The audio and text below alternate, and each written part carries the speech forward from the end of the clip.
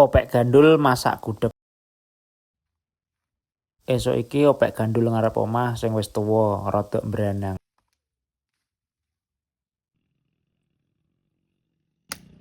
Alhamdulillah gandul ngarep omah iki panen bola-bali.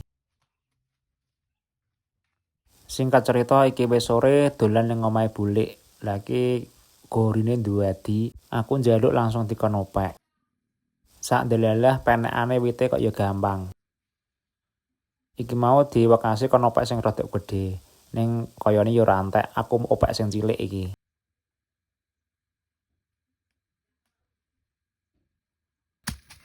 Opek sing cilik ning loro, siji opek sing sebelah dhuwur.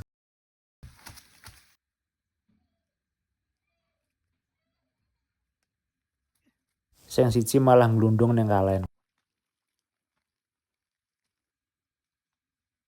Langsung gage-gage tak gawa bali. Iki pake ya isih ngopeni kapuke sing tak usungi wingi.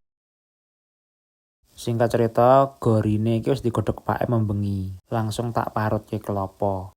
Gandeng wingi akeh sing do komen kon masak gudeg, lah dina iki gorine tak masak gudeg. Rampung sing marut nyiapke bumbu aluse.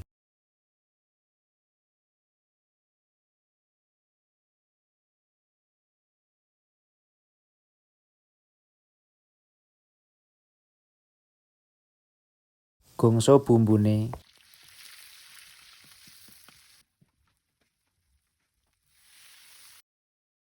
Salame cemplungke teng wajan, gorine nggih sok teng wajan.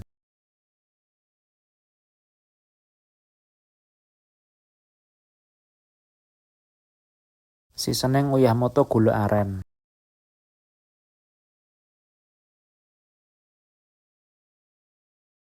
Sing terakhir santene.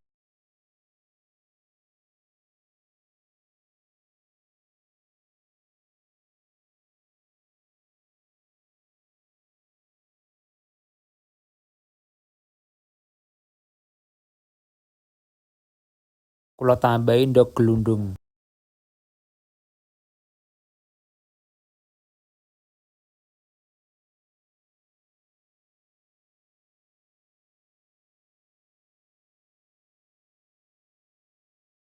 Incipi riyen menawi enten sing kurang. Gudhege wis mateng, gage-gage aku maem.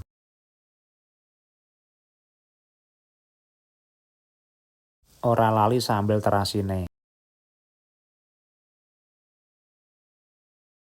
Bismillahirrahmanirrahim. Sore-sore maem kalih gudeg. Dados gudeg niku rasane manis gurih. Ingkang pengin pedes nggih nyambel terasi ngoten niku wau. Tasih rada panas ngapik kecantang-cantang. Gudeg niku nek pun kalih dinten sampun dingeti ngoten nika malah tambah eco. Alhamdulillah makme telap-telep tenan. Matur nuwun ingkang sampun mampir teng video kula.